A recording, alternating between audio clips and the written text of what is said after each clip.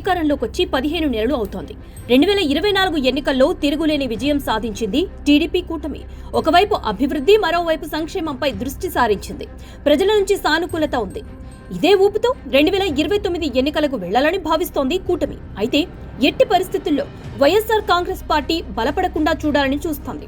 అందుకు అన్ని మార్గాలను అన్వేషిస్తోంది. ముఖ్యంగా రాయలసీమలో వైసీపీ పటిష్టం కాకుండా చూడగలిగితే టీడీపీ అనుకున్నది సాధించగలుగుతుంది. అందుకే బలమైన నేతలను రాయలసీమలో నిలబెట్టాలని చూస్తోంది.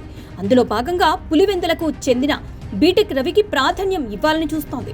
ఇటీవల పులివెందుల జెడ్పీటీసీ ఉప ఎన్నికల్లో తమ భార్యను గెలిపించుకోవడంలో కీలక పాత్ర పోషించారు బీటెక్ రవి. వైఎస్ కుటుంబానికి వ్యతిరేకంగా నిలవడంలో బీటెక్ రవి దూకుడుగా ఉంటారు. తొలిసారిగా 2011లో జరిగిన పులివెందుల ఉప ఎన్నికల్లో టీడీపీ అభ్యర్థిగా పోటీ చేశారు బీటెక్ రవి.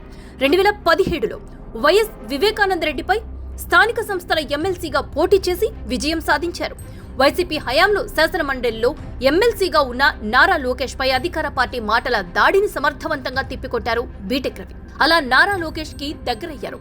ప్రతికూల పరిస్థితుల్లో సైతం పులివెందుల నియోజకవర్గంలో పట్టు బిగించారు. పులివెందుల జెడ్పీటీసీ ఎన్నికల్లో వైఎస్ఆర్ కాంగ్రెస్ పార్టీకి డిపాజిట్లు కూడా రాకుండా చేయడంలో బీటెక్ రవి సక్సెస్ అయ్యారు. అయితే వచ్చే ఎన్నికల్లో కడప జిల్లాలో ఇదే ఊపును కొనసాగించాలంటే బీటెక్ రవి లాంటి నేతకు కీలక పదవి ఇవ్వడం అనివార్యంగా మారింది. బీటెక్ రవిని ఎమ్మెల్సీగా చేసి తరువాత మంత్రివర్గంలోకి తీసుకుంటారని ప్రచారం నడుస్తోంది.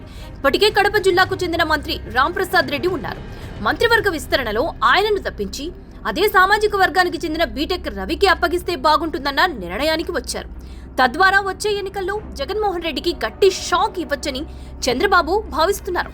త్వరలో భర్తీ అయ్యే ఎమ్మెల్సీ పదవుల్లో ఒకటి బీటెక్ రవికి ఖాయమని ప్రచారం జరుగుతోంది.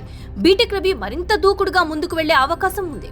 వైఎస్ఆర్ కాంగ్రెస్ పార్టీ లోలోన ఆందోళన చెందుతోంది. అందుకే చూడాలి మరి ఏం జరుగుతుందో.